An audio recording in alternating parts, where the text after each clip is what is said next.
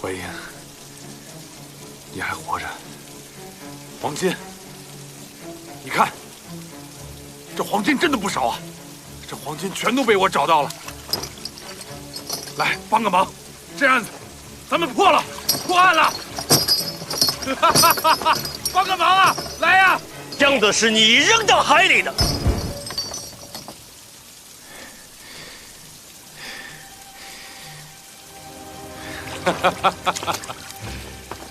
怎么可能呢？别装了，这本就不是一起黄金走私案，这是一起军械走私案。黄金只是用来交易的。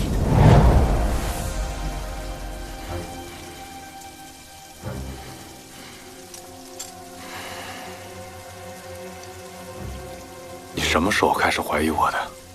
从玉素在我手中留下那个字开始。 所有的线索都串起来了，就凭一个字，你就断定我是杀人凶手？凭这箱金子还不够吗？王立德在蓬莱帮百济人走私军械，军械的卖家是朝中那些反对皇后的大臣，而你是他们派出来的中间人。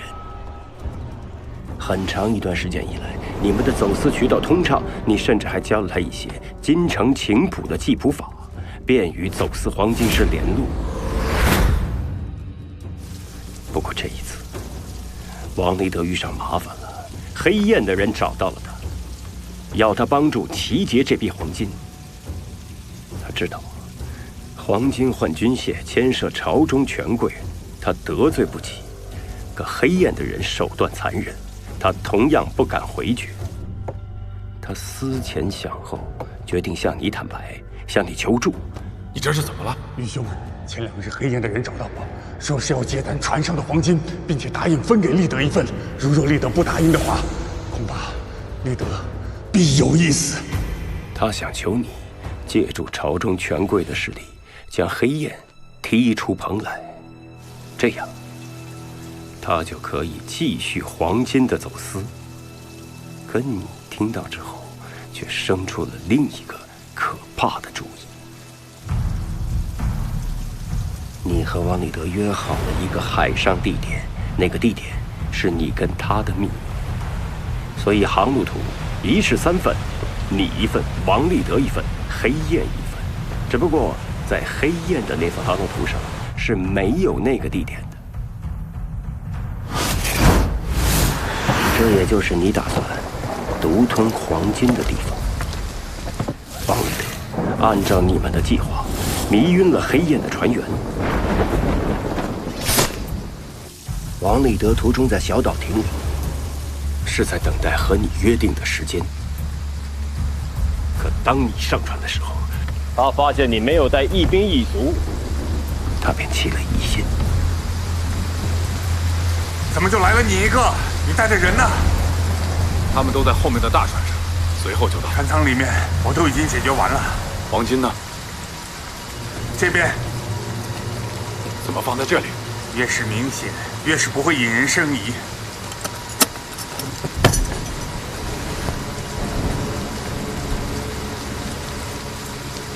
你的人怎么还没有来？要是被黑燕发现的话，咱们就全完了。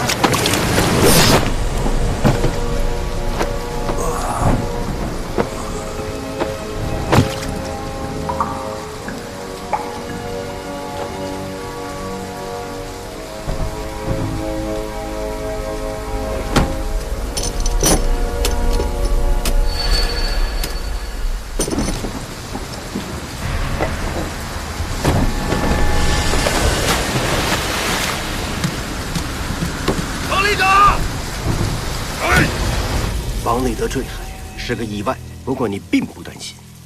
事实上，王立德在海上漂到小岛多活了几日，对你也确实没有产生威胁。你在等待的是大潮汐的来临，你在等退潮的时候来海沟里取回黄金。我没想到的是，你对潮汐居然如此精通。其实这潮汐和星象，我也略知一二。你打算凭一己之力，独吞从百济国走私来的最大一笔黄金？一方面，军械没有丢失，对朝臣你可以有交代；另一方面，你打算作状，黑燕劫走了黄金，而不受百济国人的追讨。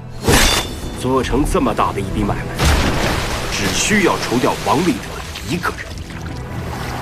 只可惜，你没料到的是，后来发生的一连串的意外。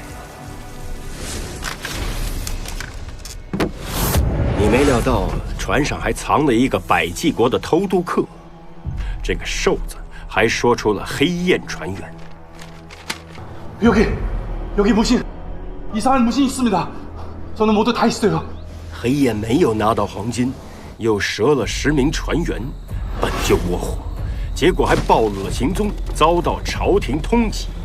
于是，他们便派出了金桑冒充幸存者，他还要出了蓬莱所有的大人物，其中一个就是姓顾的船主，船就是他的，这是贡献。还有一个姓易的官家，喷人的。 然后黑燕又故意给了一份航路图，把我们引诱到了海上。其实那时，我还未联想到你。当众人被困于海上，原先的一些秘密便藏不住。奇怪呀，这刚一出海，就有人急着破坏了船帆。动沙看！ 本官思来想去，觉得他是害怕这黄金被找到，退一步讲，也是害怕被本官查到是谁在走私黄金。头一个露出马脚的是一潘，他无法解释为什么那天晚上带着世伯使的船出港。我不知道你是如何控制一潘，让他为你效劳的。我猜啊，无非2点：一是以刑部办案的名义。 2是他从前不查私贩黄金的船，从中捞得好处，而这成为了你要挟他的把柄。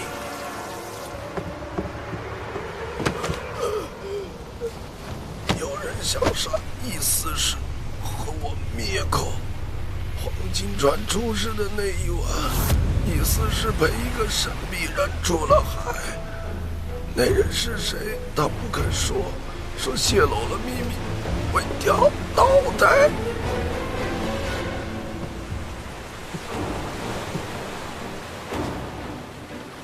顾船主，是你吗？在船上，这秘密就快瞒不住了。于是，你勒杀了一潘。你把一潘的死伪装成了自杀。顾梦斌未必知道你的秘密，但一潘的死吓坏了他。 你怕顾梦斌知道了什么，于是你方暗箭射杀了他。为了掩盖黄金的秘密，你变得如此丧心病狂。狄仁杰，力冲外敌，原体相见。发！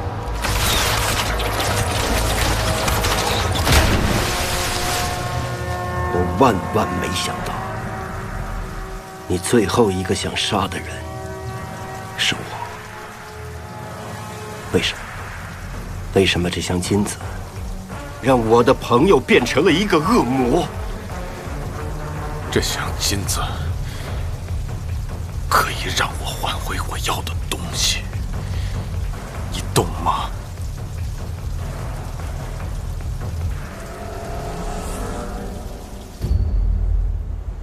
洪亮，多亏你及时派船营救本官。 这就说明，如你刚才所说，这批用来走私的黄金，是那侯玉提前算出了潮汐即将退去，才提前沉入了海沟。当心点！哎，这狄仁杰办案有点意思。好，那是本官错怪狄明府了。刘中士，很快就涨潮了，时间不多了。去。 速速派人接应。你去吧。好，供出你背后的朝臣，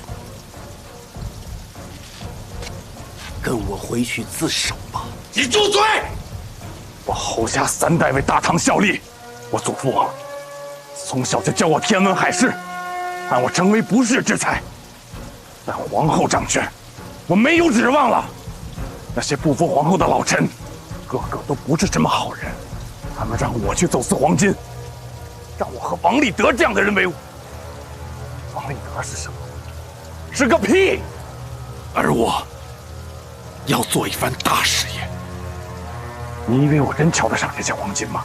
是皇后免了我的官，那些老臣没有一个人站出来替我说话，他们全做了缩头乌龟。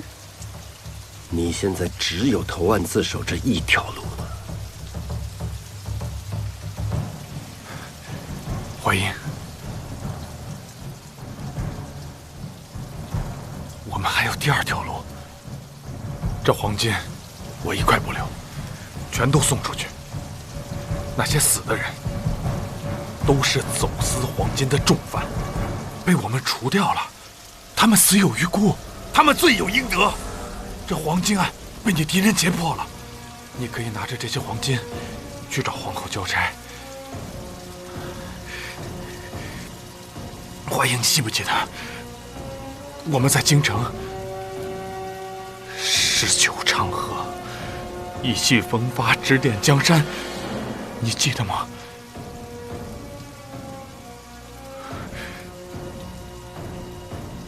帮我一次好吗？放了我。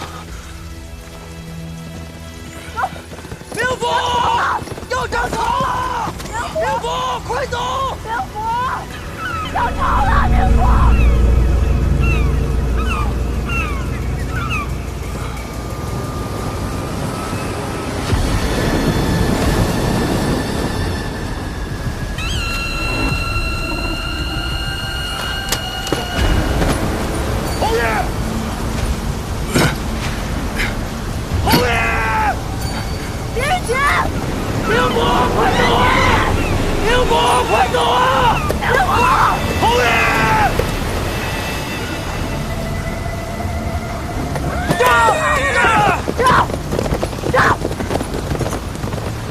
我拿到这些黄金，可以换回我要的仕途。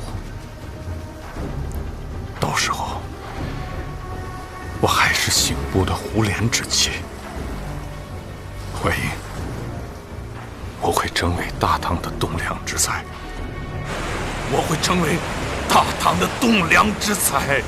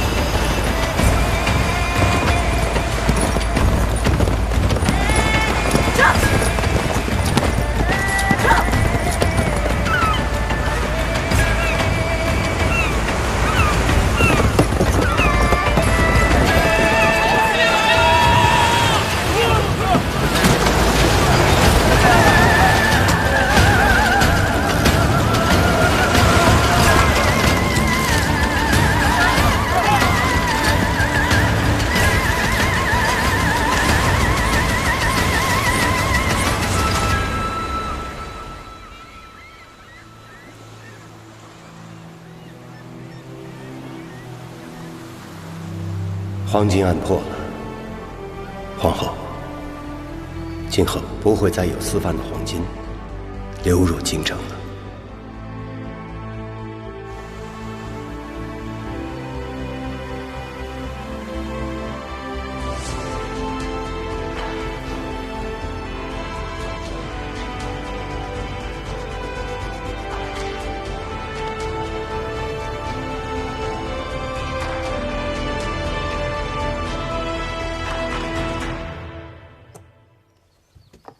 洪生，哎，你慌慌张张的干什么去啊？我跟曹娘子约好了，一起去上香。快去！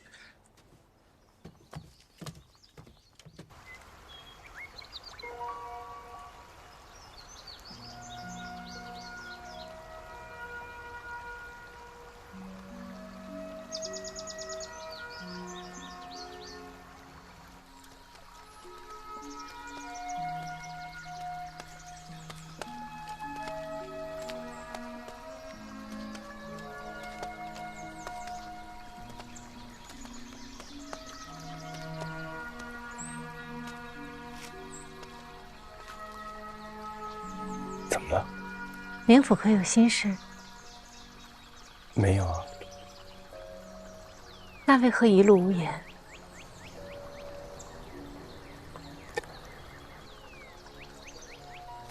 今日天气不错，难得，是吗？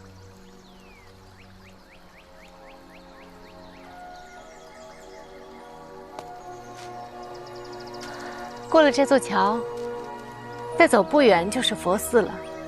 冥府信佛吗？不信。那你呢？我信佛家说的缘。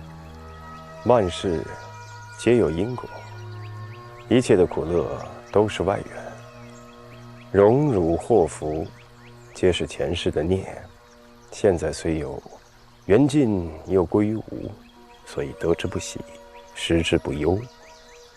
一切随缘。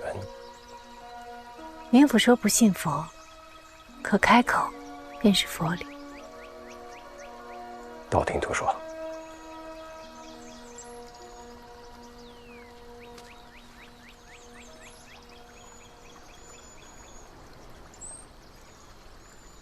你看，那有棵樱桃树。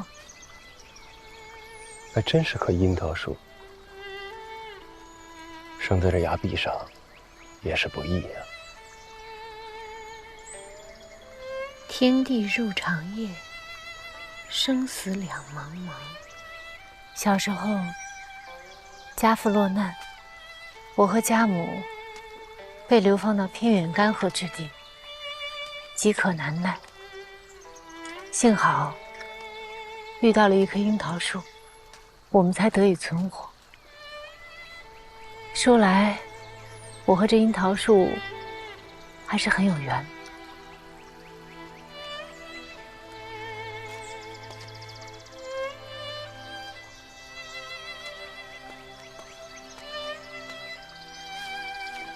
明府，狄明府，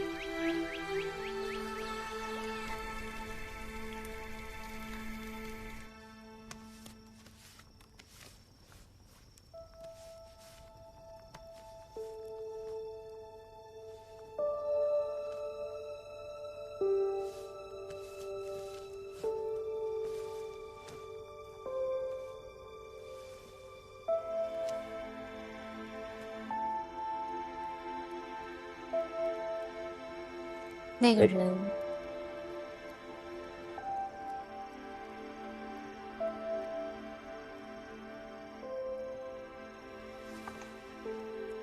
当年一个小女孩，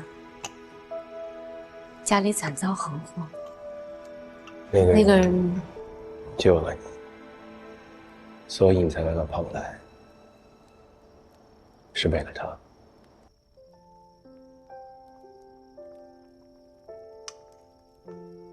你想找他，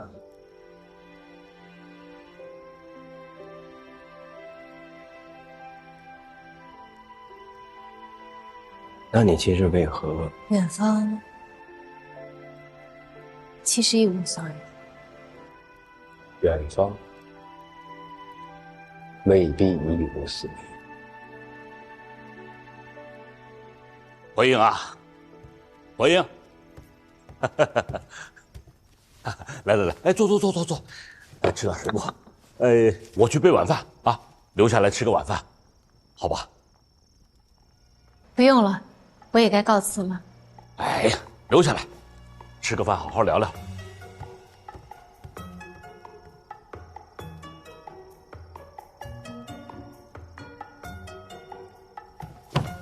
说你要留下吃饭，家里可啥都没准备啊！你拉我干嘛？哎呀，瞎说什么？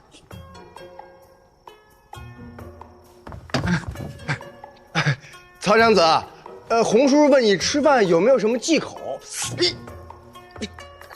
能不能吃盐碎？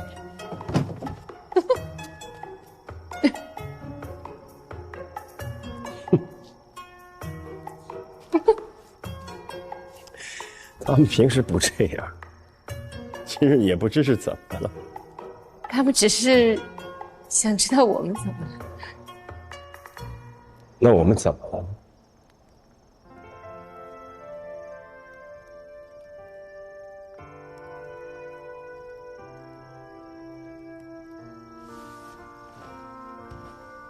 今日，谢谢。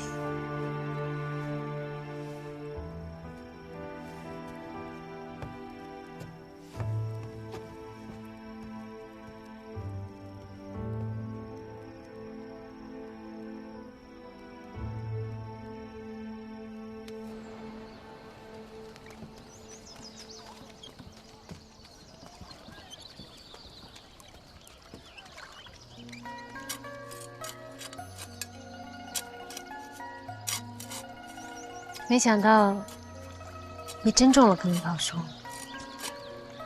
这样，你什么时候想吃樱桃了？出门就能摘。你知不知道一棵树，等它结果，至少也要3、4年呢？那总是会结果的，对吧？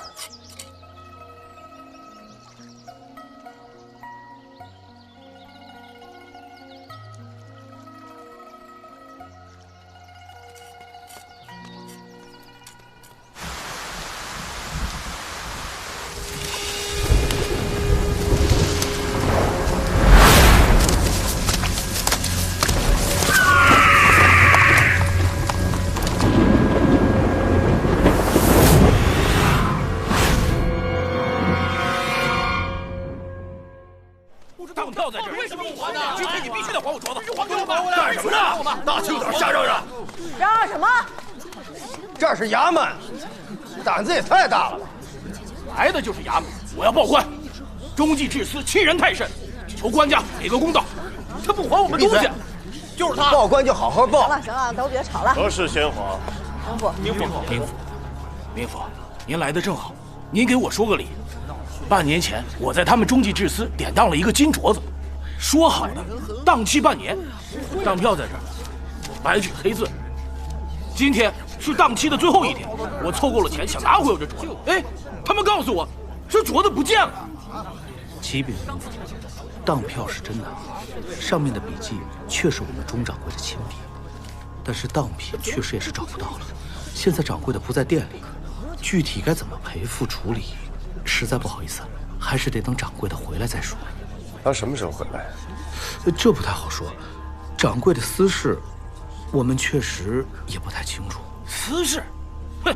我听说你们钟掌柜最近装神弄鬼，我看多半是打算带着东西跑吧？是不是打算跑啊？这你尽管放心，我们中计治私已经成立20多年，我们的信誉还是有口皆碑的。呸！今天要么还我镯子，要么你就赔钱。都跟你说了，赔钱。既然掌柜的不在，那这当期自然是作废，往后顺延。待到他们掌柜的回来了，若还是还不上你的当品，又或者他迟迟不归，你们那个时候再来对簿公堂，我自会秉公办理。既然明府都这么说了，那我还能说什么呀？3天找不回镯子，咱们公堂上见。公堂上见。多谢。行了行了，看什么呢？散了。哎，这一大早上的烂事儿是一件接着一件。你们俩从哪儿回来的？城东一间酒肆，说有人闹事儿，掌柜的来报官，我们俩去看了看。事儿大吗？也没啥大事儿，就是喝醉了，撕了个方，砸了几把椅子。那个店家也是个不识相的，打翻了椅子，他非要让我们俩赔，说什么我们当差的办事不力。我幸好是个当差的，不然我打死他。明府，又有人报案，是命案。哎呀，可怜的孩子，在昨天晚上找到他以后，吓得连句话都说不出来了，折腾了一宿才开口说话。找到他的时候，是在城北的桥楼。是，就在沼泽地那一片。昨天我们在桥楼的沼泽地附近捉迷藏，过了很久，我从芦苇后面出来，我找不着他们，他们也找不着我，我就一直走，我想找到出去的路。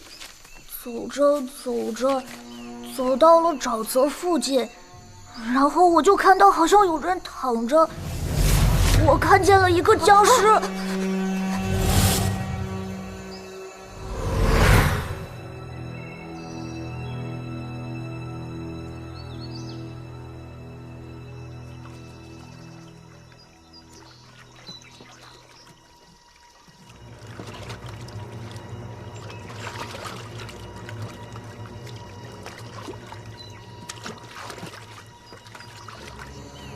地府。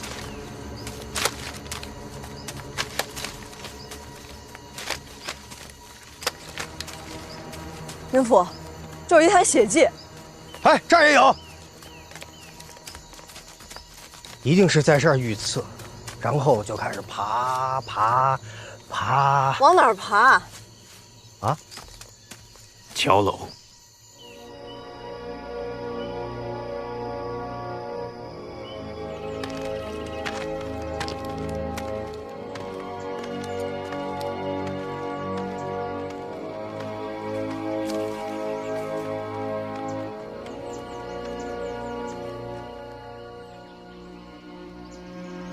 你们私下转转。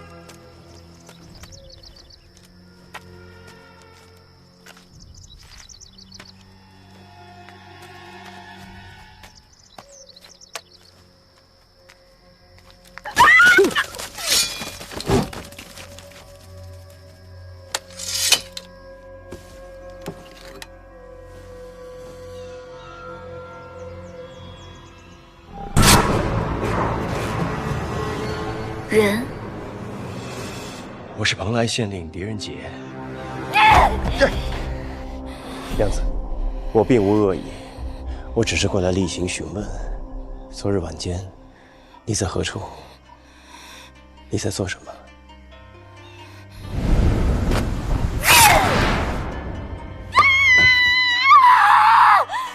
你有什么资格来这里？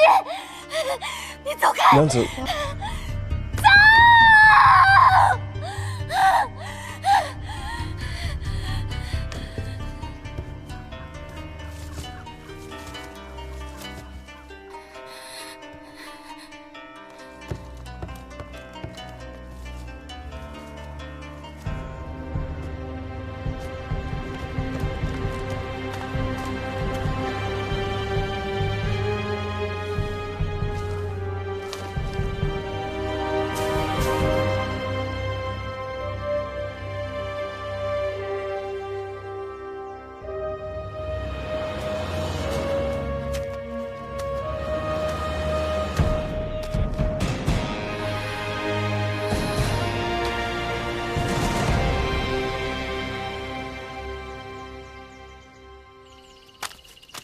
周围都看了，没发现尸体。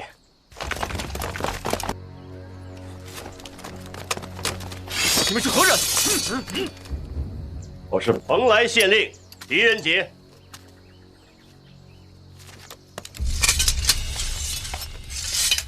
我们奉命在此巡逻，这一带时常有百计的细作，还有走私犯的出没。你们在此地可曾发现一具尸体？我为什么要告诉你？放肆！我是蓬莱县令，这里发生的所有案件都归我管。被我们抬走了。抬去了哪里？军营。你们在哪儿发现的尸体？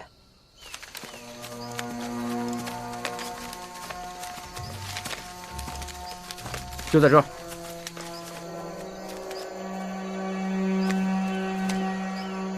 为什么不先报官？为什么要把尸体挪走？是李校尉让我们抬回去的。他有什么权利这么做？明府，这个您就得问李校尉了。哎，我去见他。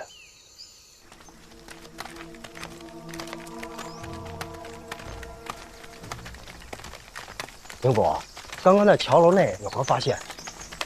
那为什么要去桥楼呢？谁啊？死者、凶手，还有他。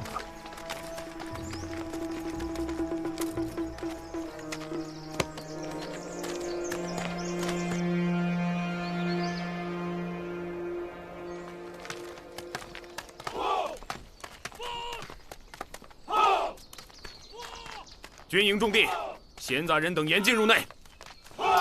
这位是蓬莱县令狄明府。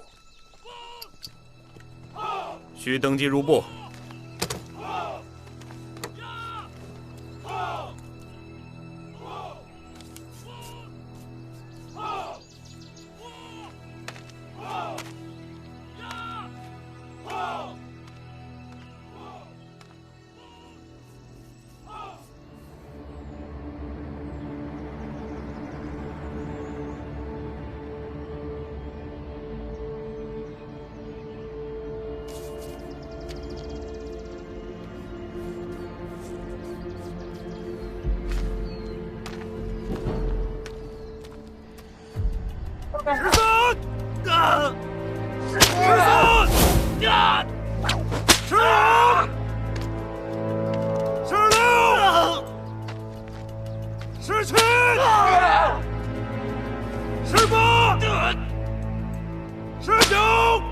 黎明府还亲自来管这种事儿，职责所在。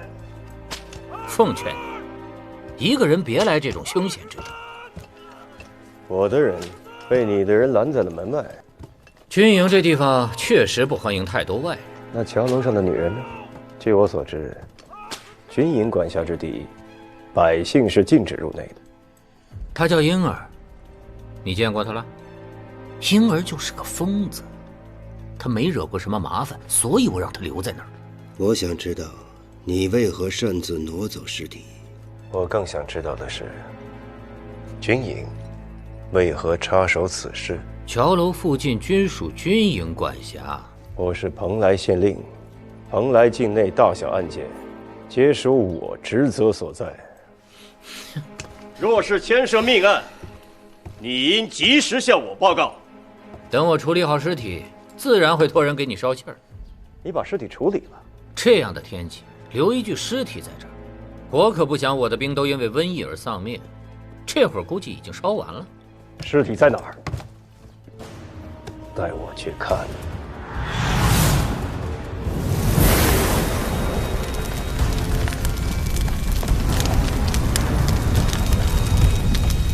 止步！让他去。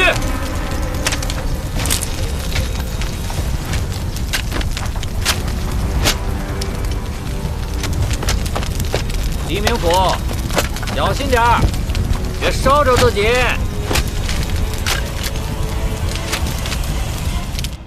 什么破规矩？凭什么不让咱们跟明府进去？这你就不懂了。这军营里边啊，最多的就是规矩。我当兵那时候可没少受这规矩的苦。所以有时候啊，你要是不懂吧，就别吭气儿。你要做甚？闲来无事，正好练练手。你就不好奇吗？这破箱子还上个锁，里面装的啥？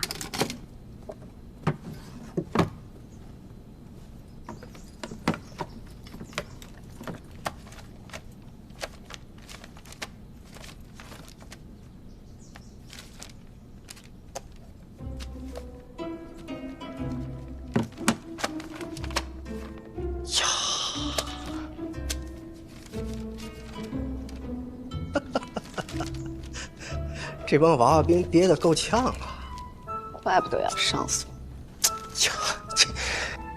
你以前也藏过？我是那种人吗？行了，扶他们回去。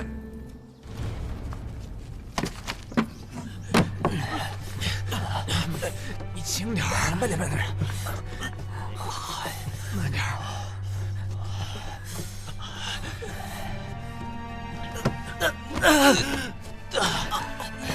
过瘾，没事吧，兄弟们？没事，没事。太值了，昨晚太过瘾了。挨他这顿打，值不值？值。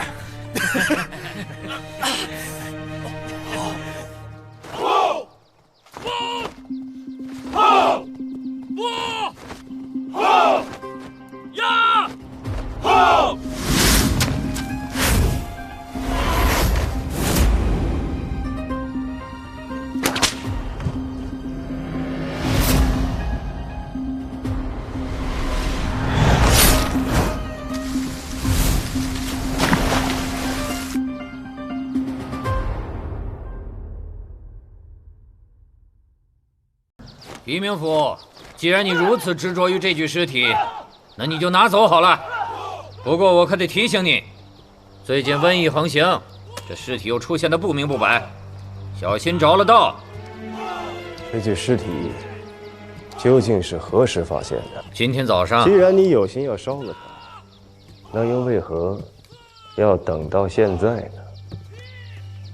昨日，李南通在沼泽地里发现的这具尸体，巡夜的士兵为何没有发现？还记得你刚进军营看到的那几个受刑的士兵吗？昨晚本该他们巡逻，可这帮小子当了逃兵，不知去了哪里鬼混，还弄丢了随身的军刀。一早上才偷偷溜回来，被我撞见。当然，昨天晚上的错误，我会让他们永远都记住的。哦，对了，这是在尸体上找到的。狄明府，我所掌握的就这些，这下可以向你交差了吧？中计至私。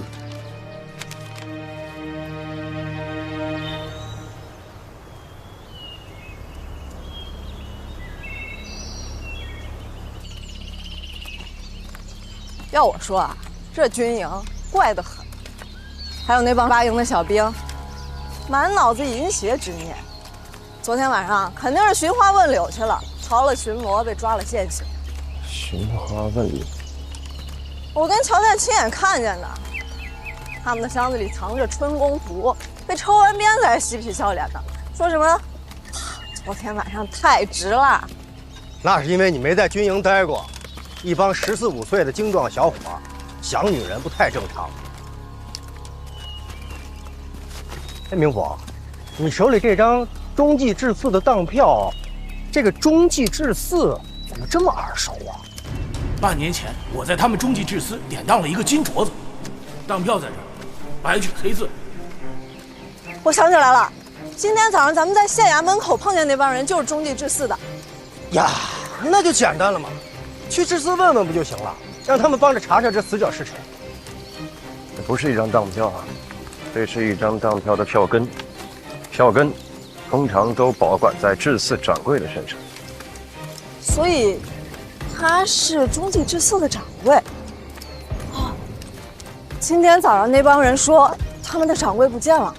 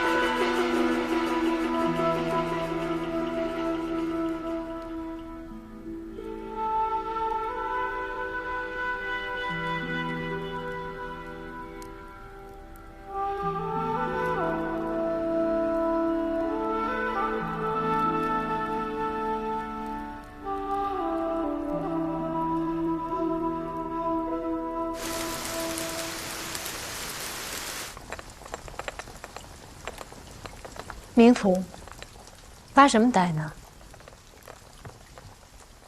还在想刚才的戏？感慨，造化弄人呐。是很可惜。不过我在想，羽氏早知自己有诅咒，摘下面具，就永世不能落地。那他为什么不早一点告诉爱人？永世太害怕失去这段爱情，他害怕一旦对爱人表白，就会失去这段爱情，这才是他失去告白的勇气。名副其实。转身。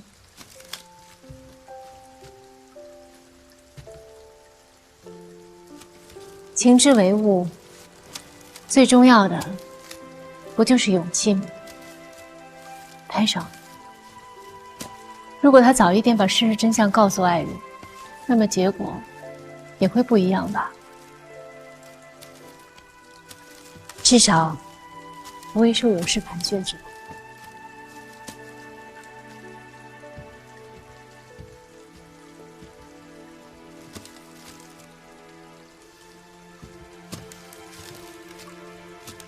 蓬莱靠海，本就潮湿，这雨一下就是雨季。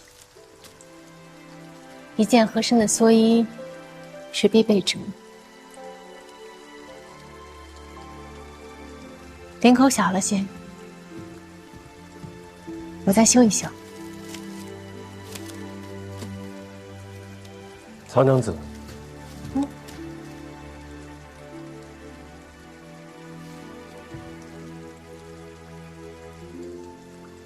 蓑衣很好，我很喜欢。喜欢就好。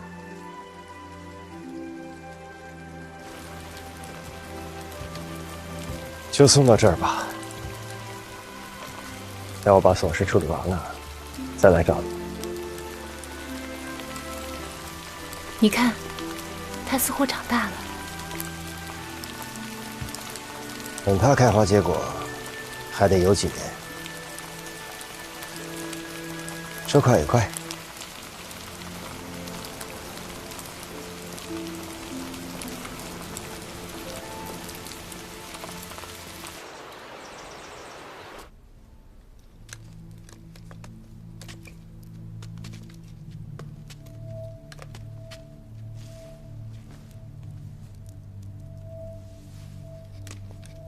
这刺了2刀，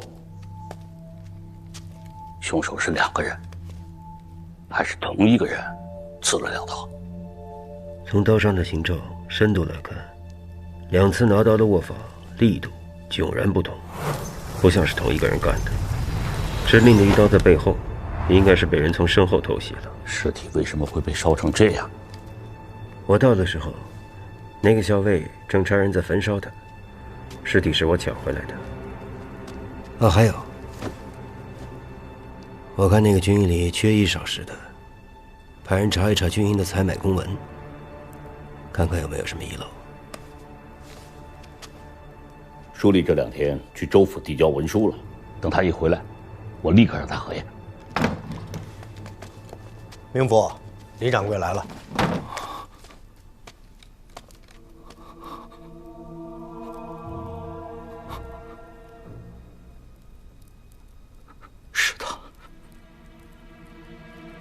秦节哀，怎么会变成现在这个样子？请带我去治死一趟。是。听说这钟掌柜呀，最近被小鬼缠上了，成天神神叨叨啊，就真死了，是不是锁了魂呢？各位，老樊，那天我亲眼所见，千真万确啊，他变成一只鸟，就这么飞走了。你亲眼所见？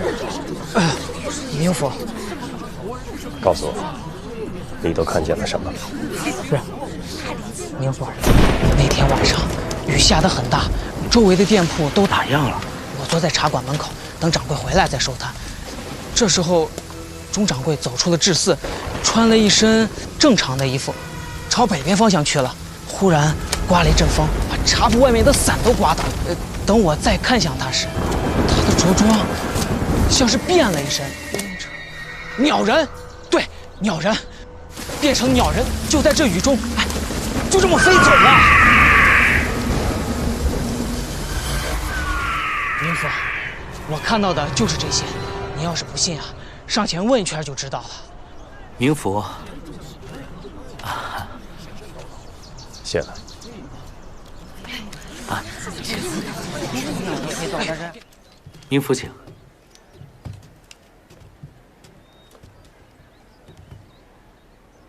这是在钟掌柜身上发现的。哦。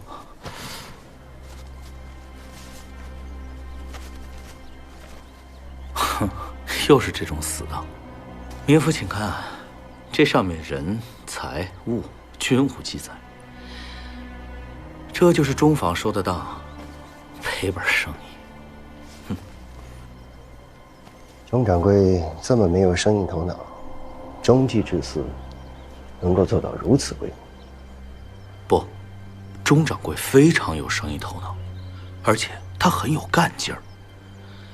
20年前，我们这家中计制肆刚刚开张的时候，他就说过，一定要把它做成全蓬莱最大的制肆。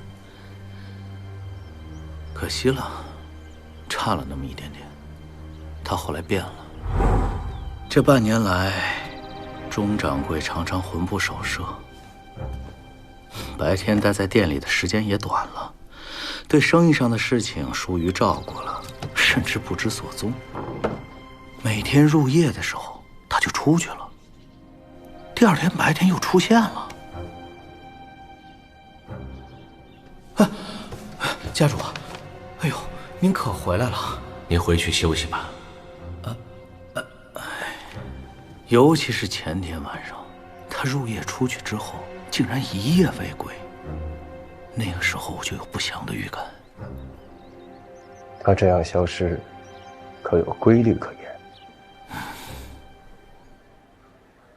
带我去他的房间看看吧。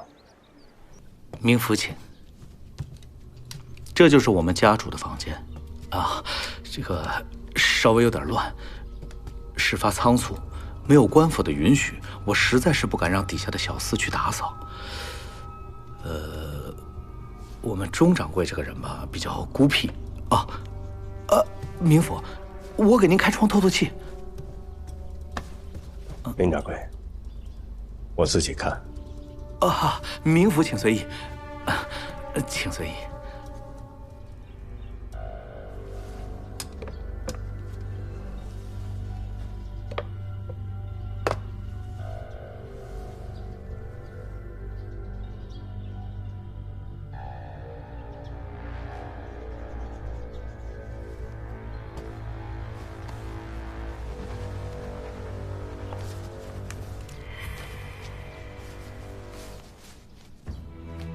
这些都是钟掌柜画的。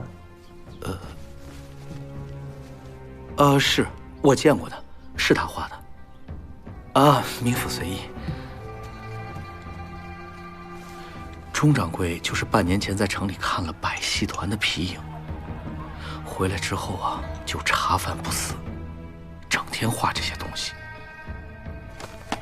这画我可以带回衙门里吗？当然可以。冥府请随意。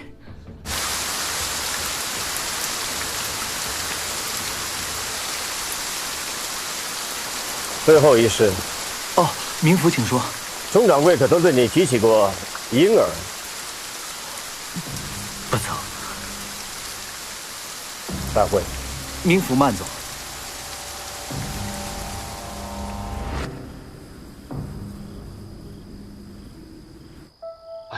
把这些大的家伙事都搬到北边屋里去，归置好了啊。是。抓紧时间清点啊。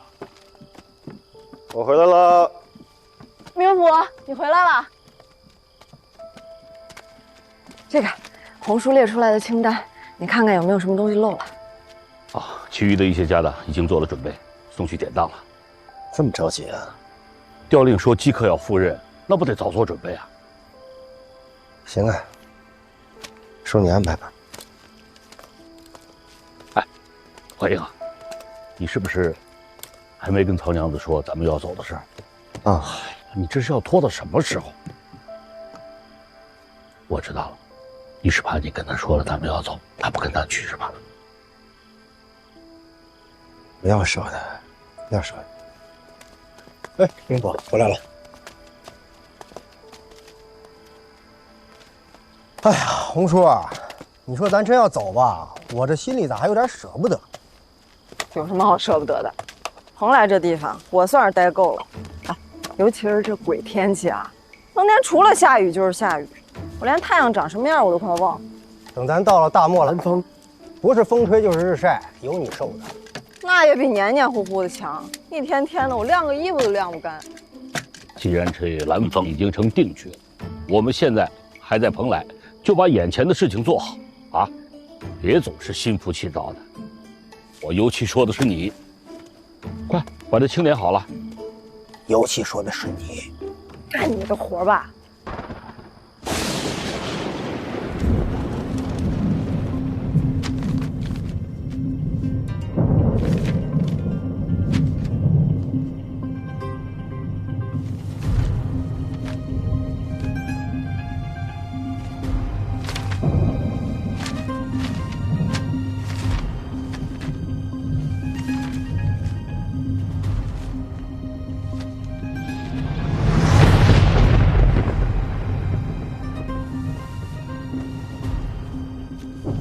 这羽毛，这嘴会，还有这衣服，正是雨师。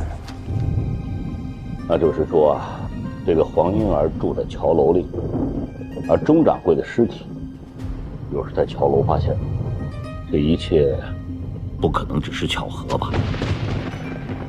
明伯，要不要先把黄莺儿抓了，慢慢审？这个黄莺儿不是常人，应该不行。明日一早，我去会会他。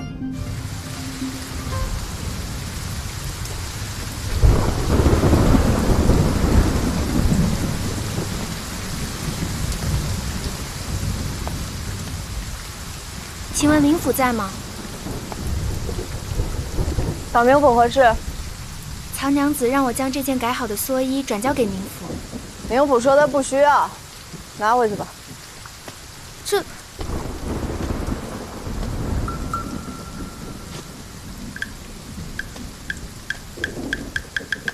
给我吧。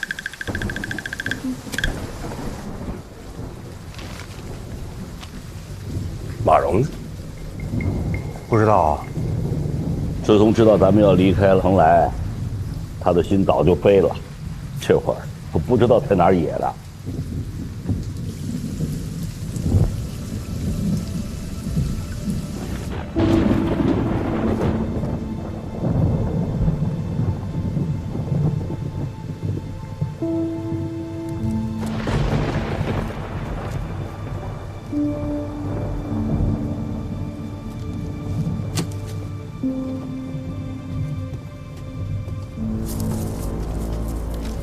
谢了啊，蓑衣织的不错，我穿着还挺舒服的。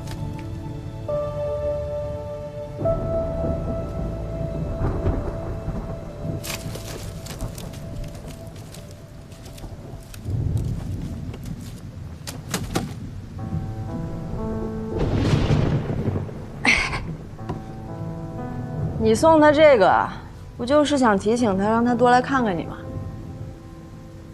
可惜啊，他忙着查案呢，所以我替他来了。怎么，不欢迎我啊？他是县令，借人查案，本该心无旁骛。我等他。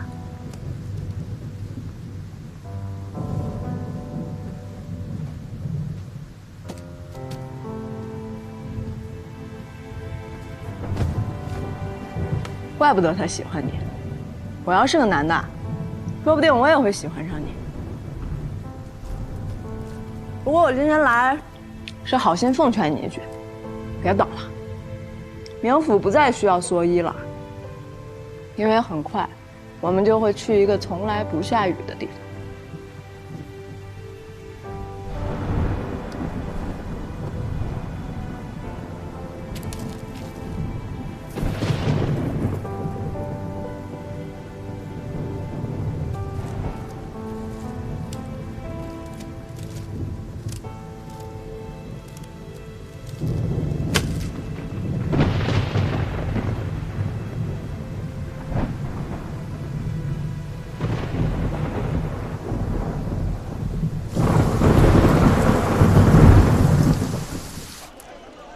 林掌柜，你这是干什么？你让开！放回去！放回去！不许走！不许走！怎么回事？兵符，官家，中房已经将这间制寺盘给了我们掌柜，我们呀搬些东西，搬走。不可能的，民府家主他不会这么干的，这是他20年的心血，他不可能。心血？看看里面还有什么？签字、画押、买卖文书一应俱全，仔细看看。好，那边，小声点啊。这个不错，给拿走。看清楚啊，是不是他的字迹？看好了啊，走了。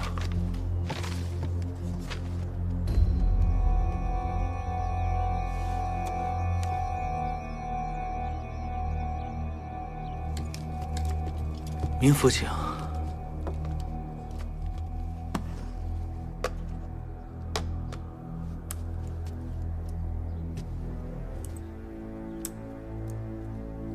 不知民府可曾深爱过什么女人呢？啊？说一个书生深爱一个女子，可这女子身陷风尘，所以呢，他就需要一笔钱替她赎身。钟掌柜就相信了这个爱情故事，收下了他的传家宝。您猜猜，这玩意儿当了多少钱？这么一枚金戒指值5000文。而且，民府您看走眼了，这戒指根本就不是金的。就这样，我们家钟掌柜呢，总是被这些骗子的爱情故事所打动，于是呢，这里就多了好些个莫名其妙的当品。而且我还发现，本身值钱的当品却丢失了。其实我早就在想，我们家掌柜的不可能对此不知情。你没劝他吗？尝试过，可是如果经过了1、2次无用的劝说之后，您还会再说吗？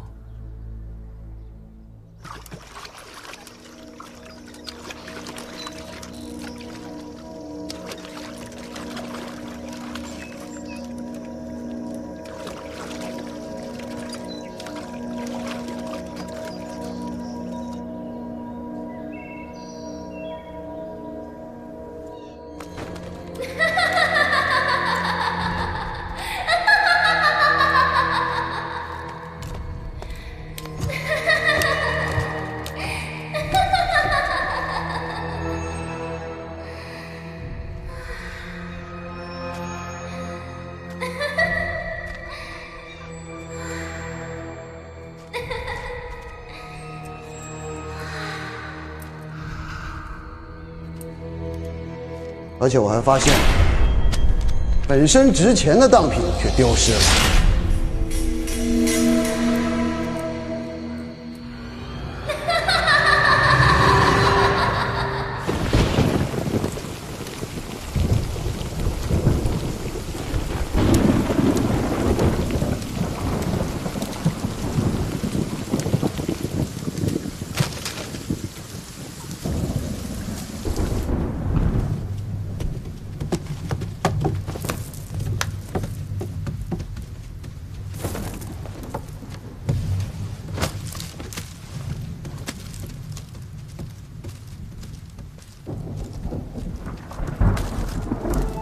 曹娘子可曾听说过桥楼上那个女子？原来民府是来问询的。回民府，我见过他。你见过？在哪里？在戏院，他在看皮影。然后呢？有一日我外出，正好碰到百戏班子在戏院表演雨诗，那位娘子也在人群当中。那一日，她脸上的表情却如此的沉默，像个孩童，哭哭笑笑。戏演完了，她还一直拉着戏班子的人问：雨诗怎么样才能活过来？她好像分不清戏里还是戏外，就好像世上真的有雨诗这个人存在。那时是何时？半年前。有劳娘子提供如此有价值的线索。您言过了。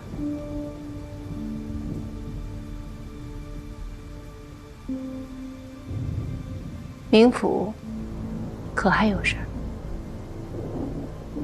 我还能有何事？这几日被桥头的案子给缠住了，许久没有听过娘子的琴声。我记得那日娘子跟我提过《浔阳曲》。冥府所问，我已经知无不言，言无不尽。如果没有其他要问的，恕我要休息了。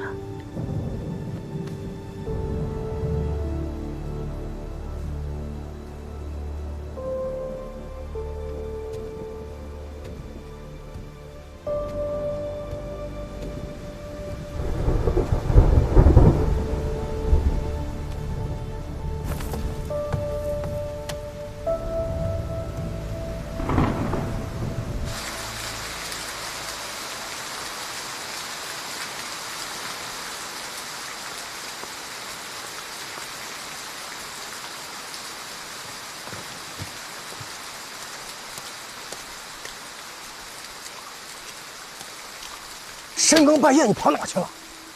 你等我啦！来，我跟你说件好事儿。什么好事啊？昨晚啊，我把冥府即将调任的事儿告诉曹安了。你怎么这么胡闹啊？我怎么了？那冥府本来就要走了呀！哎，我这也是为他好，让他彻底断了念想。哪来的？你又偷？嘘，什么偷什么偷？咱们不是要走了吗？我留个念想。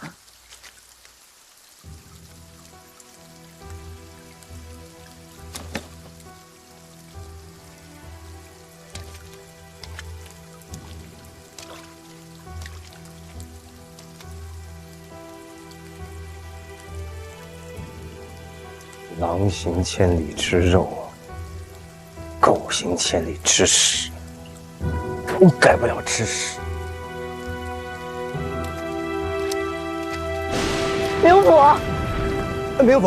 冥府，我回头骂他，你别生气，冥府。啊，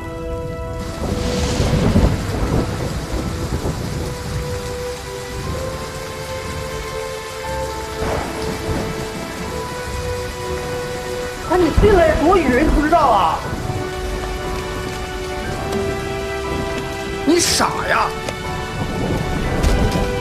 别管我！你扑个耳能咋办？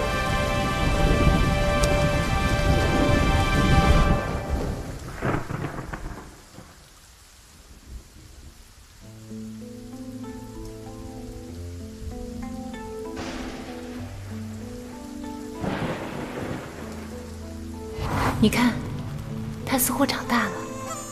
等它开花结果，还得有几年。说快也快。曹娘子，所以很好，我很喜欢。喜欢就好。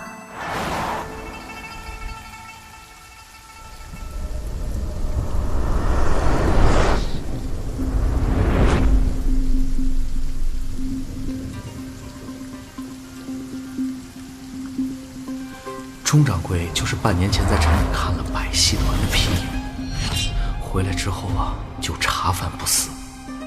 就这样，我们家钟掌柜呢，总是被这些骗子的爱情故事所打动。戏演完了，他还一直拉着戏班子的人问：雨师怎么样才能活过来？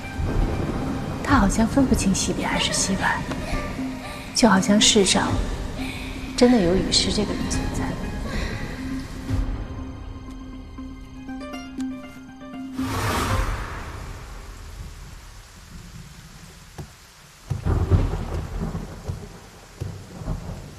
冥府，外边下雨了。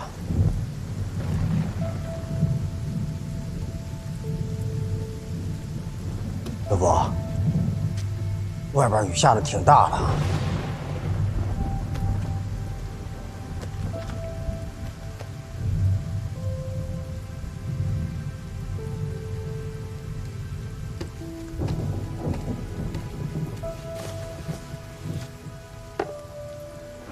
他还在院里淋着呢。知道错了。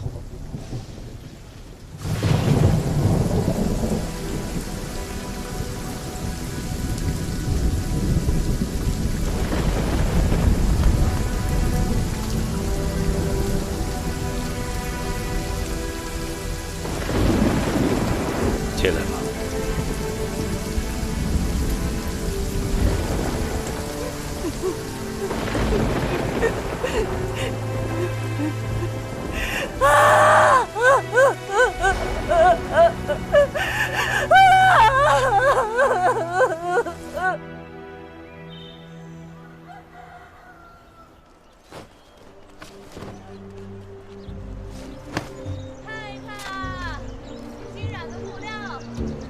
姑娘，看看布料啊。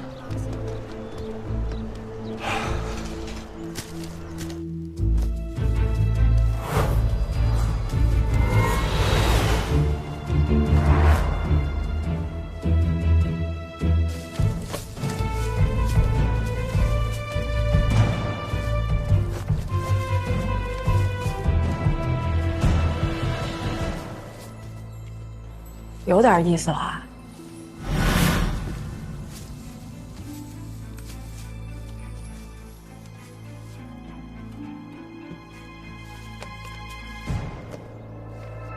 我明白了，谁穿上雨师的衣服，谁就是雨师。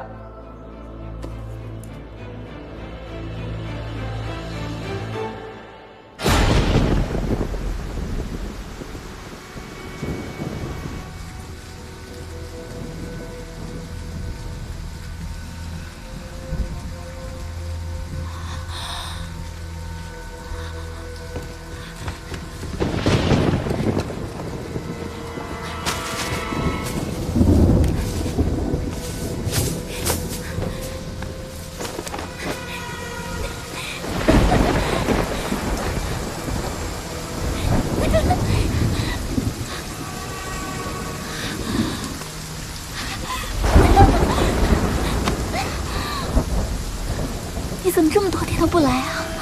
你知道我天天都在等你吗？你知道我有多想你吗？你怎么不说话？你是出什么事了吗？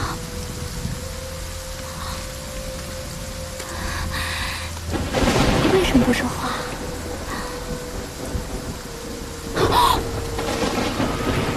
你不是他。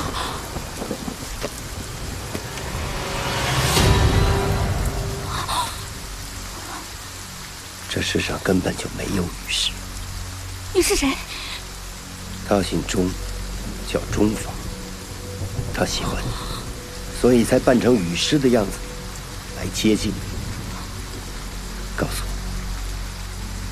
那一天晚上究竟发生了什么？告诉我。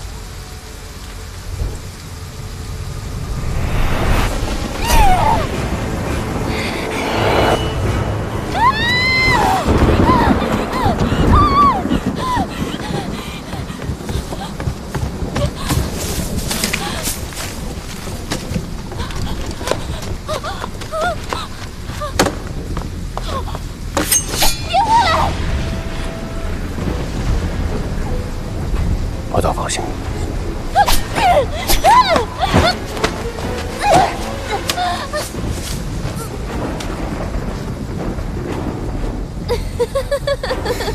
还记得你刚进军营看到的那几个受刑的士兵吗？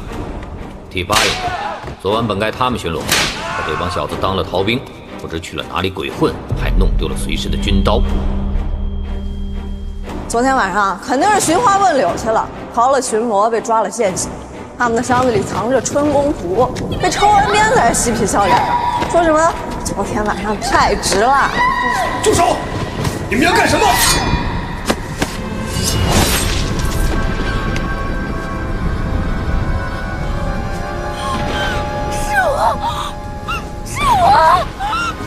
我杀了他，是我杀了他，是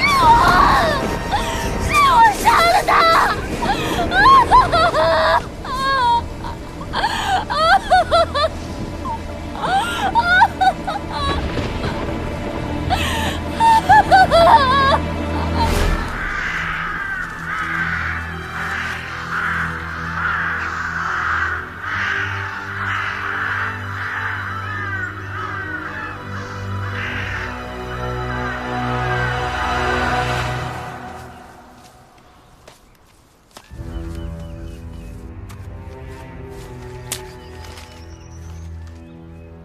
什么人？站住！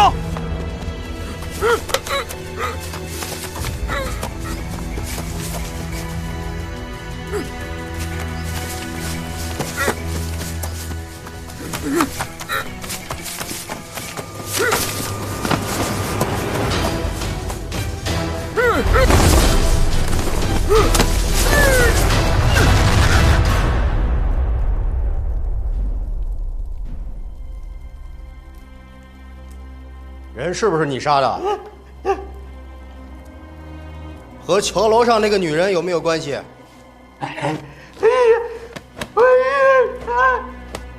那帮娃娃兵呢？在不在场？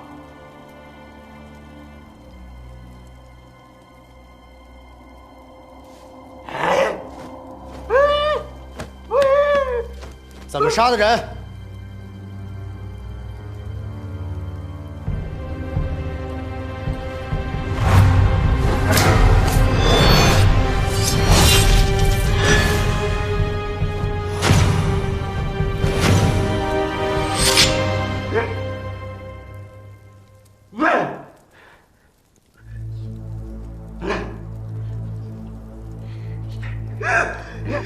明府，招了。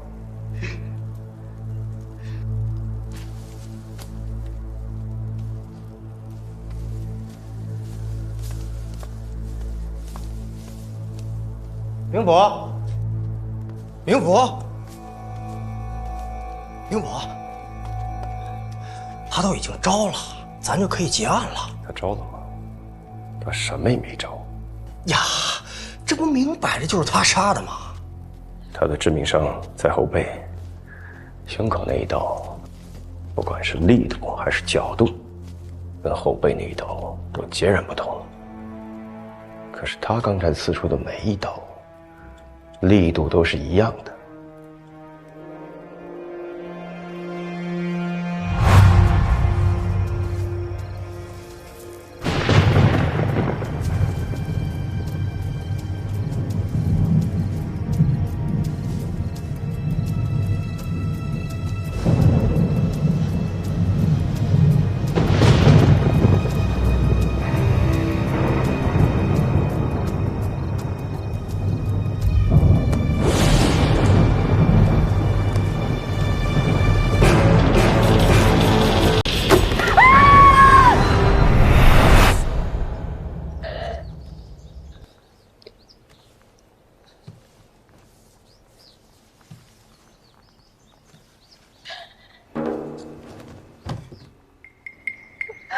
睡得真香啊！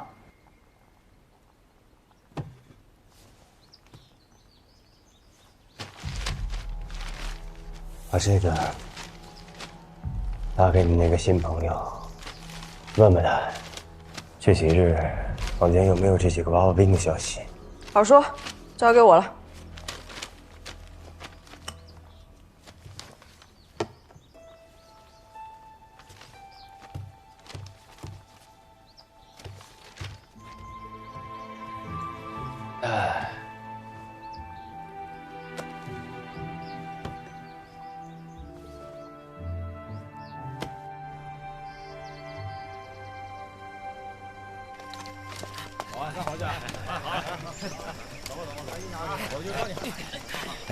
来，青，来，青，你可算来了。霸宗这几天天天念叨您。来，大家好。哎呀，当然。起来，哎，喝。来，住了啊！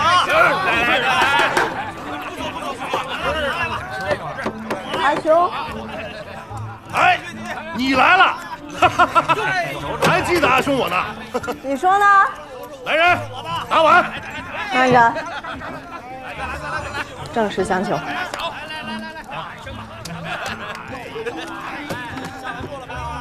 这画像上的几个小孩是城北军营中的士兵，3天前的晚上本该由他们去巡查军营附近的，可他们擅自离守，不知去了哪里。那你想我怎么帮你？我想知道那天晚上他们究竟去哪儿了。你把你阿兄想的也太神通广大了吧？哼，我只知道在蓬莱境内，如果连霸宗阿兄都查不到的消息，那就没人能查到了，是不是？这样，你先回县衙等着，明晚日落前我会派人去找你。如果人没到，那你也不用等了。好，我等你。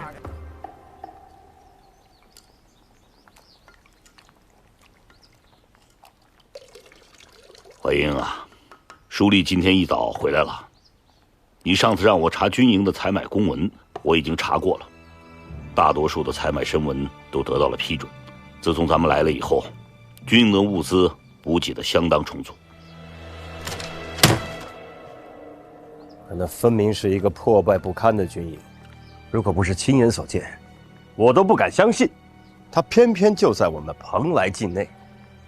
蓬莱驻军呢，向来是问题很大，贪腐问题，现在就是大唐的一个毒瘤。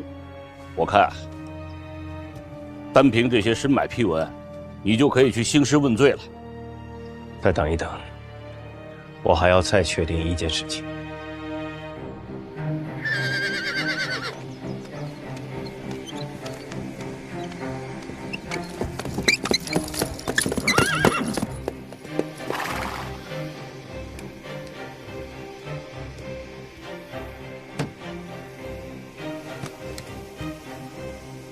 曹娘子，我今日公务繁忙，待我从桥楼回来，我立刻回来找你。我有重要的事情要跟你说，等我。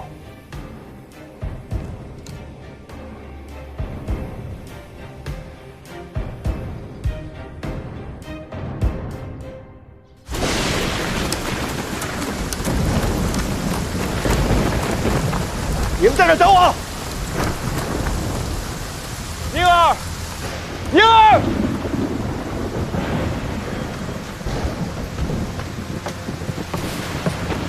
宁儿，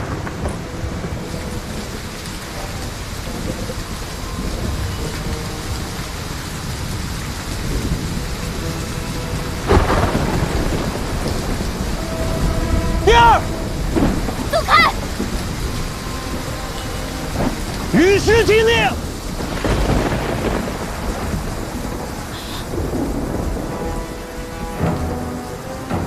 我知道他在哪里，我可以带你去找他。是的，我是要去找他。我一直都在找他。告诉我，那天晚上你究竟看到了什么？我知道，他会来接我的。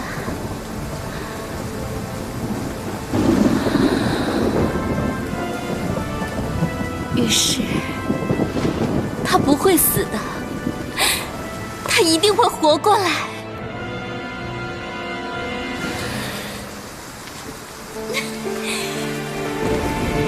宁儿，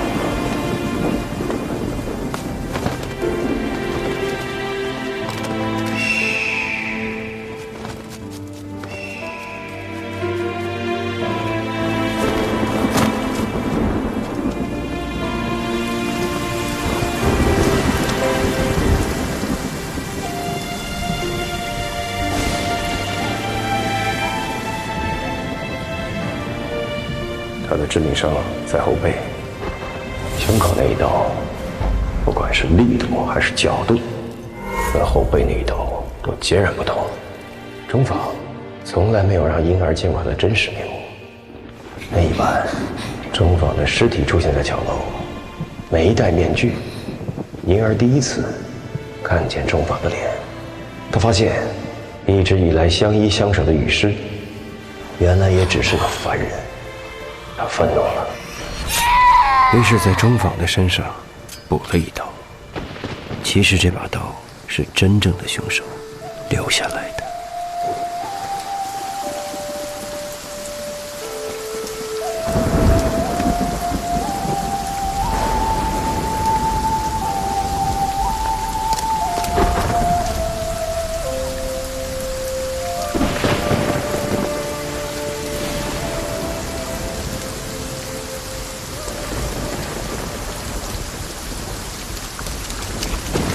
李明府，狄明府，请你救救我的兄弟们，日后我要处死他们。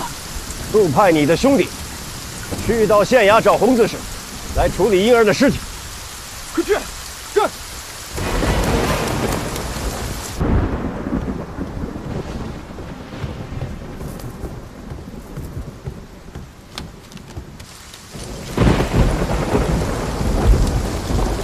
洪执事，哎，嗨，等一下，曹正子，你怎么来了？洪执事，狄明府呢？他回来了吗？哎呀，他还在外头办案呢。他没事就好，我先告辞了。哎，曹正子，明府马上就要离开蓬莱，赴任兰芳，他想请你一同前往。哎呀，这种事情要等他开口，那就不知道什么年月，所以我就多嘴了。哎，我还有要案要处理，我先走一步。曹娘子，保重。走。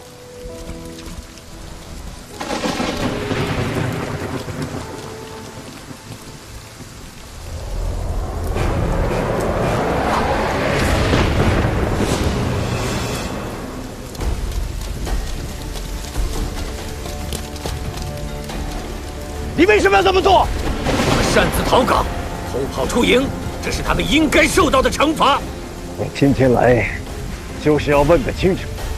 那天晚上他们人在哪里？他们的刀为什么会出现在桥楼上？你今天晚上就处死了他们，你到底想隐瞒什么？你的意思是我在包庇他们犯罪？那你为什么要处死他？回答我！群众尊严大于一切，他们犯了错，理应受到惩罚。至于这惩罚该有多重，这里是我的军营，我说了算。再说了，狄明府，这不就是你想要的结果吗？怀疑他们为非作歹，所以要来抓他，最后给他们冠上杀人犯，甚至还有更糟的罪名，再处死他们。我根据证据办案。只要他们没有干，他们就不会死。你看看他，他是我从方镇捡来的，还有他红谷，他柳林，他祁县，他们没名没姓，都是弃儿。名字是我起的，规矩是我教的，他们的练习在我的皮鞭下一点点的消失。我好不容易让他们从一个满地捡垃圾吃的乞丐。有尊严的士兵，而那些罪名，为了他们好不容易积攒起来的自尊，空亏一篑。这事情还没有查清楚，我宁愿他们是有尊严的尸体。狄明府，带着你的人离开这里。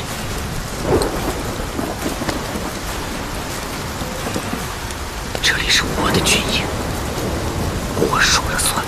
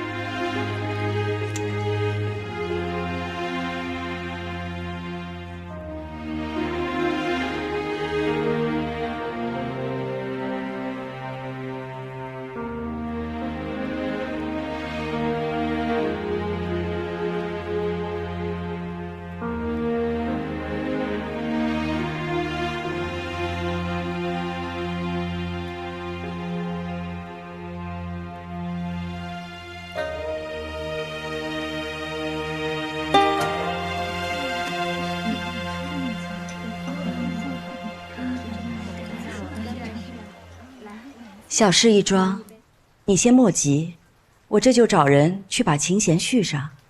不用了。要不要我把狄明府请过来？不用。我不太明白，你这心里明明惦记着他，又从旁人那里知晓了他的心意，为何还不愿见他？不管不顾地去追随一个人，去到一个陌生的地方，面对陌生的环境，不一定会有好的结局。也不一定。人的一生变幻莫测，什么样的际遇都有可能赶上。也许你经历过的每一种难，都有可能给你带来一些启发，或伤心，或欢喜。远方其实也无所谓。远方未必一无所谓。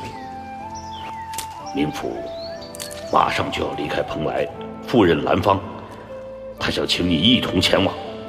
这种事情要等他开口，那就不知道什么年月了。你知不知道一棵树等它结果至少也要3、4年？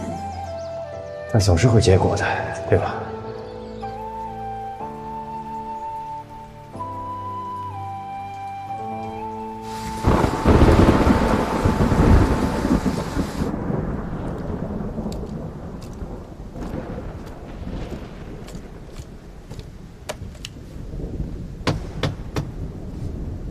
我来了，我没有食言，我回来了。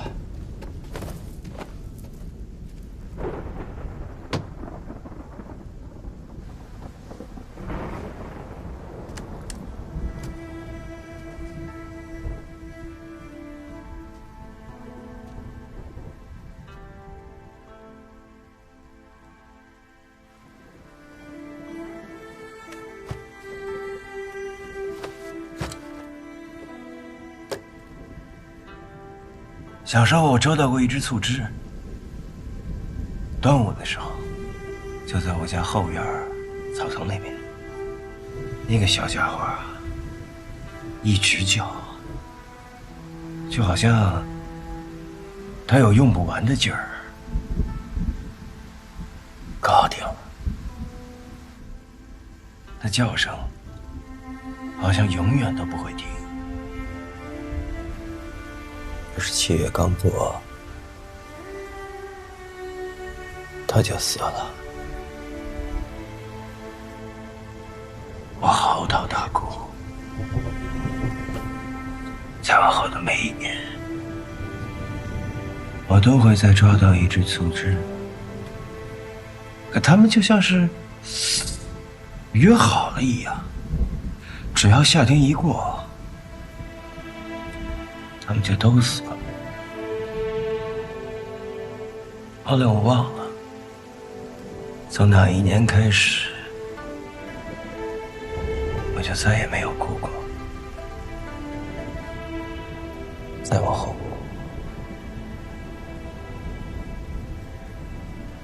不管任何生命的逝去，我都再也没有流下过一滴眼泪。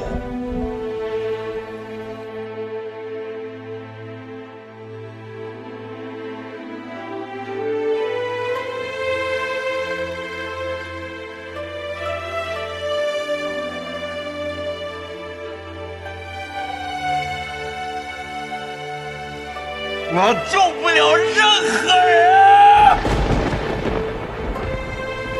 我救不了任何人。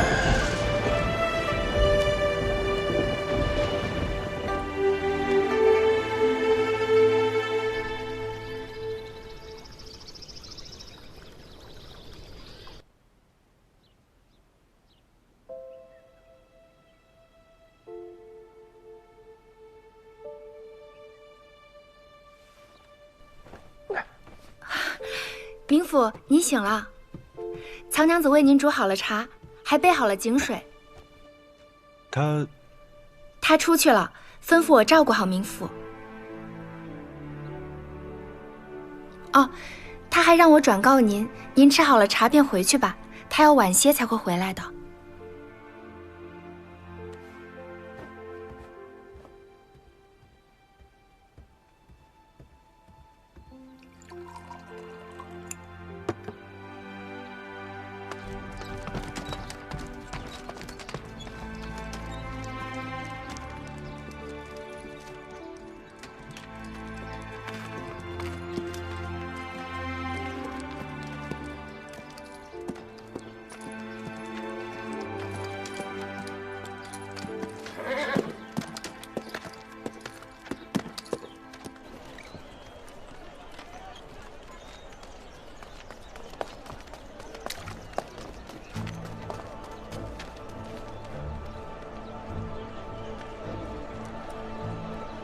明府，霸宗已经查到那晚那4个小兵的去处了。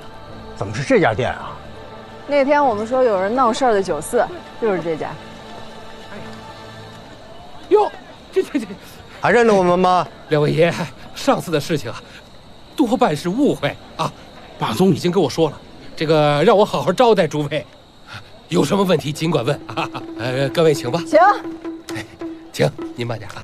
明府，就是这几个兔崽子。差点把我的店给我砸了。他们是何时来的？傍晚时分。可有配刀？不曾配刀。如果配刀的话，我肯定记得清清楚楚。那还有什么令你觉得印象深刻的事情吗？傍晚时分，除了他们几个兔崽子之外，我2楼包厢里还有2位客人在喝酒，其中一个我认识，盐铺的谢掌柜，还有一个面生。留着个小胡子，之前说这几个孩子，这几个小子就喝多了，就开始在我这闹事儿。刚开始掀桌子，然后揪着我不分青红皂白就要打。就在这时候，有什么问题？那个谢掌柜就跟那个小胡子从2楼喝完酒，正在往下走，直接就碰见那几个兔崽子。那几个兔崽子见到小胡子之后，就跟见了鬼似的，最后被这个小胡子直接带走了。那小胡子行止坐卧看起来可像是个当兵的。您这么一说，好像确实像是当兵的。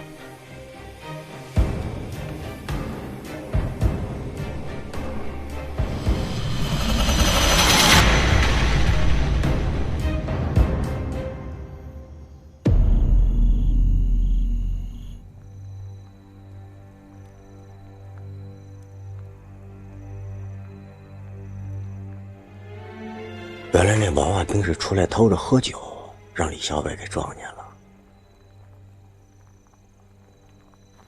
不对呀，咱们在军营那会儿，李校尉说他一直在审问那几个娃娃兵的去向，到最后也没问出来。可是按照刚才酒馆掌柜的说法，是他亲手抓他们回去的。小鬼在撒谎。这事儿他撒什么谎？他为什么不直接告诉他呢？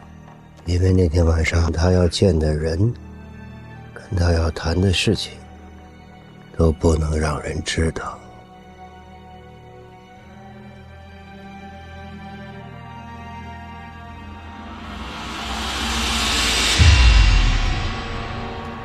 岳父，岳父，人出来！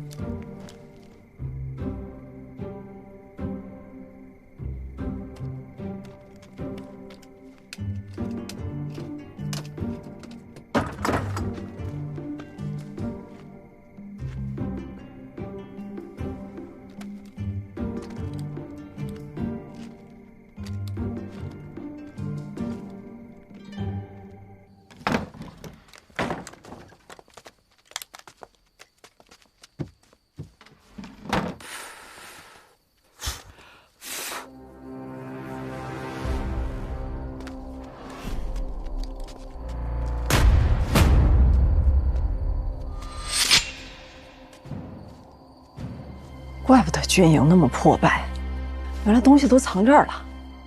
这可不是一般的贪得无厌啊！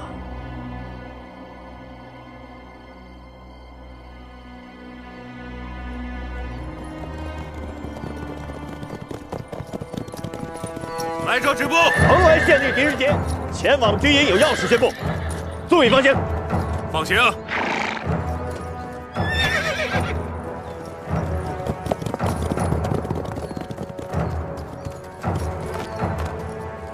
狄明府又来了。明府有事前来宣布。你们来的正好，你们不来，我也要去找你们。逃兵郭奎，化名乔泰，违法乱纪，朝廷有令，即刻军法处置。县令狄仁杰，你包庇逃兵，按照大唐律令，押送州府问责。打扰！明府，别动！明府，阿胜，阿胜，放开我！啊！放开我！军营之内扫子，将他扔进地牢。是。放开我！阿胜，师傅！若不是你当日登记之时有所暴露，我还想不起来在河北道幽州折冲府见过你。身为逃兵，还敢3番4次大摇大摆地出入军营，你好大的胆子！你还记得你们栾副卫吗？那是我兄弟。狄明府，一会儿我陪您好好聊一聊，请狄明府休息。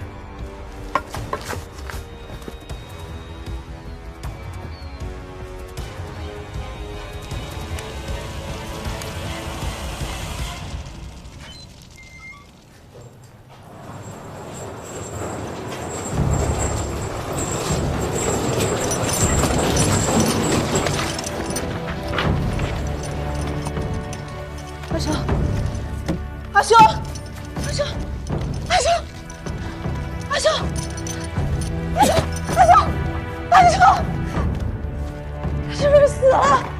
他是不是死了？你们是不是把他给杀死了？阿兄，他是不是死了？他是不是？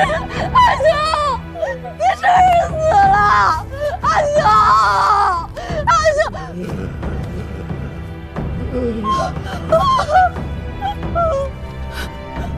别动！阿兄，疼！你吓死我了，阿兄！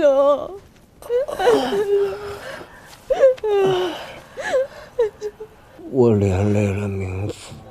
他不怕连累。这么多年，也没什么机会写名字。你说我到这军营，看到这帮兵，我怎么就不由自主？哎呀！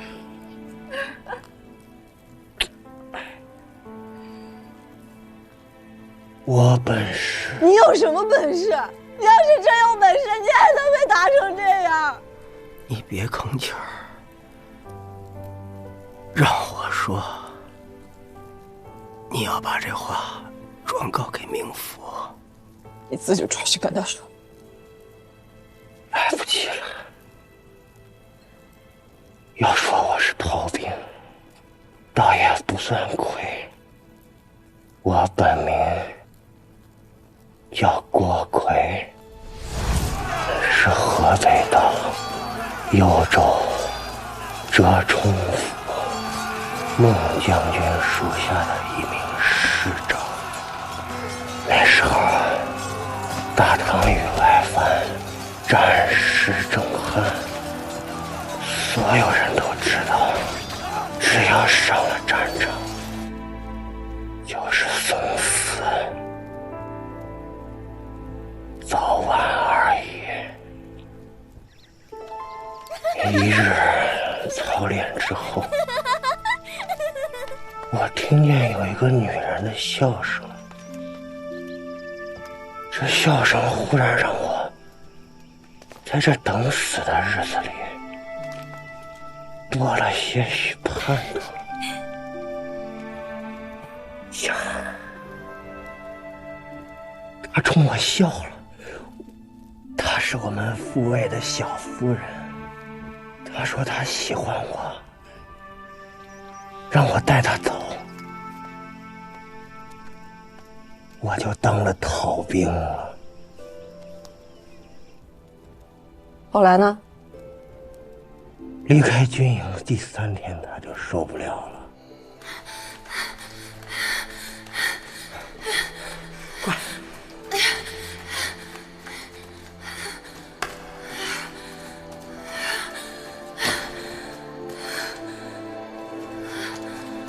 怎么了？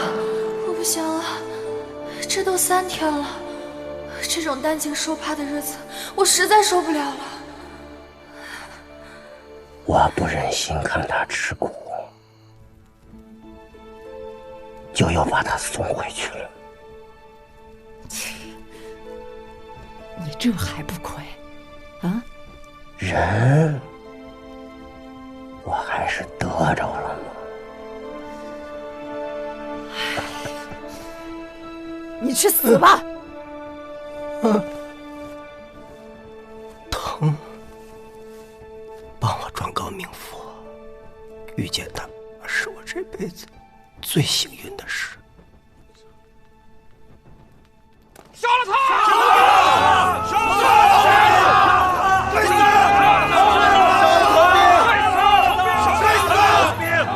放我出去！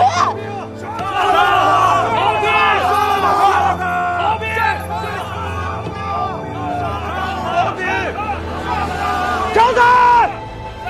招他！招他！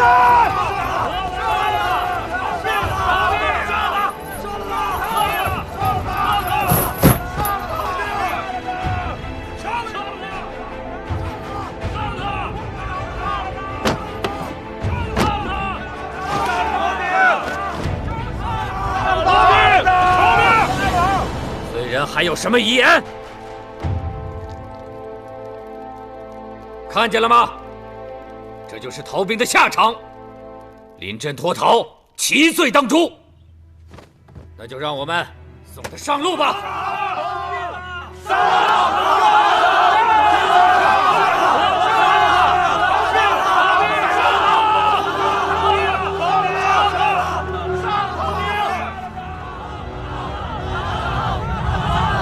因为那天晚上他要见的人，跟他要谈的事情，都不能让人知道。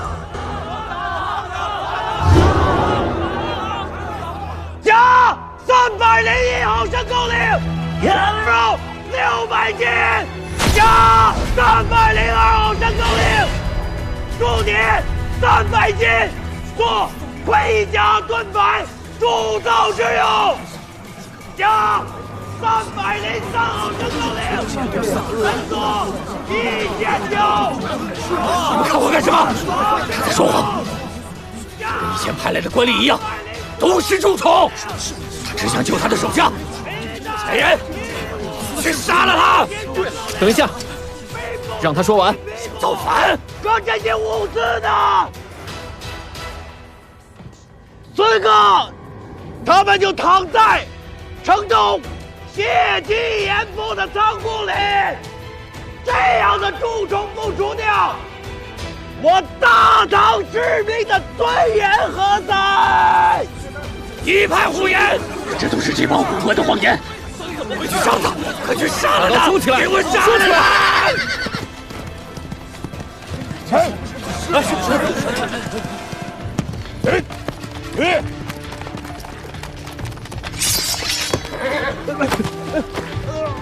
大家都听着，李校尉勾结盐商，贪赃枉法，中饱私囊，他贪污了大部分的物资。谢掌柜，你跟大家说那些物资在哪儿？确实在我这里。胡说八道，简直胡说八道！国家安危系于我们手中，但我们却饿着肚子为国效命，因为没有兵器而丧命。你们干什么？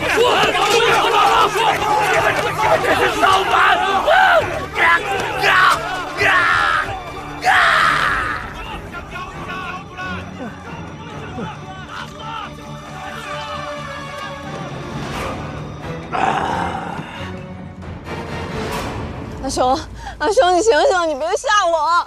没事，就他这体格，睡2天就好了。多谢地冥府。有了这些物资，你们就可以更新装备了。远不止物资，冥府帮我们找回了尊严。还有一件事，那几个娃娃兵，他们是枉死的，14、15岁的孩子。严酷的军纪压抑了他们的天性，适得其反，凭空卷入了一场风波，白白圆了性命。可惜，可叹。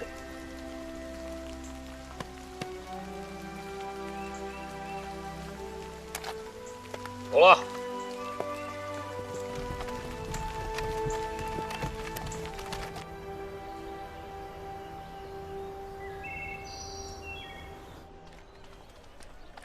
洪执事，昨日我整理那帮兄弟们的遗物，我发现了这个，我急着送来，不知道对你们有什么用处。当票，这是客人的存根啊。他们最近应该去中地之寺典当过什么，有劳了。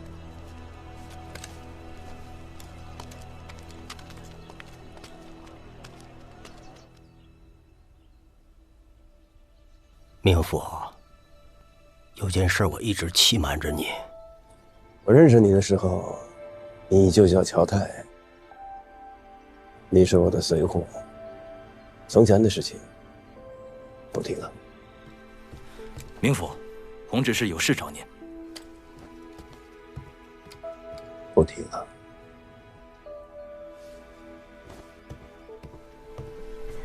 哎，阿胜，你放心啊，我没跟冥府说你那些丢脸的事儿。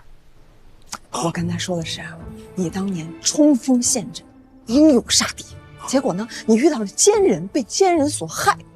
不过呢，你依然是奋勇顽强的抵抗。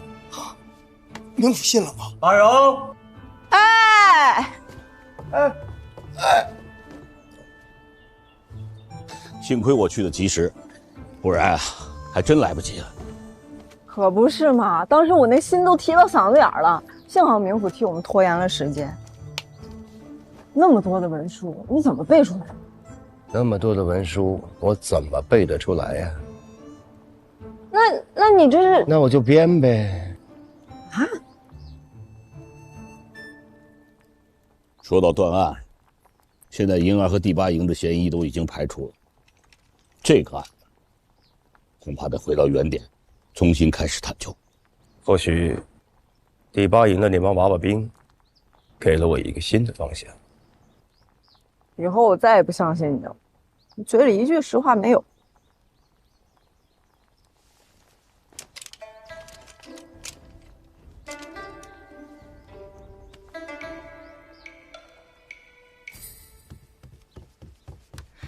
阿紫，怎么了？慌慌张张的，出什么事儿了？刚才经过市集，我听见来往的商人议论，说狄明府在军营那边遇到了大麻烦，这会儿吉凶未卜的。啊，他们还看见洪执事押着血迹盐铺的掌柜，气势汹汹朝军营去了，说是要去解救狄明府。好，我知道了。按照阿紫的意思，我将此事转告给了曹娘子，但她似乎并没有什么反应。是吗？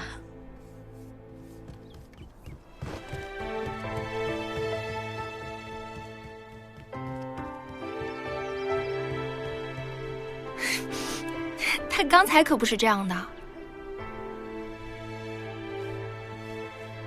感情的事啊，骗得了别人，骗不了自己。阿香，你以乐坊的名义写几张招新人的告示贴出去，咱们也得要招新人了。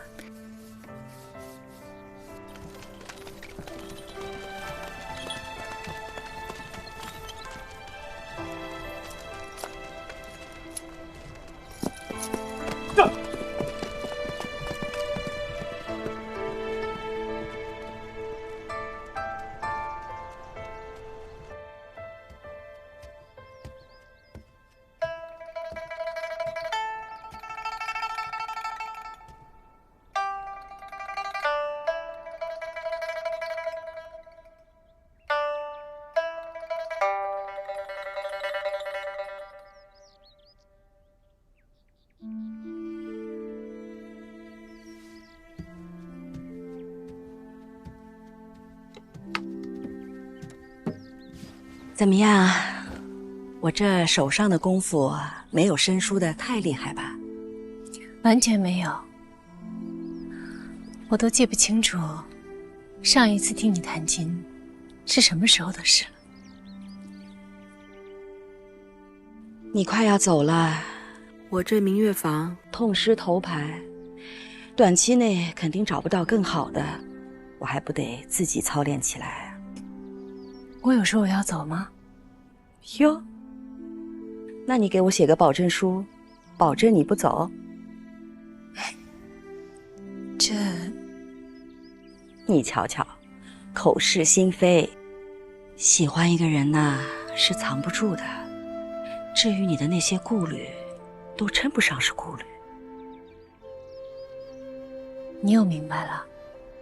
我早就明白了。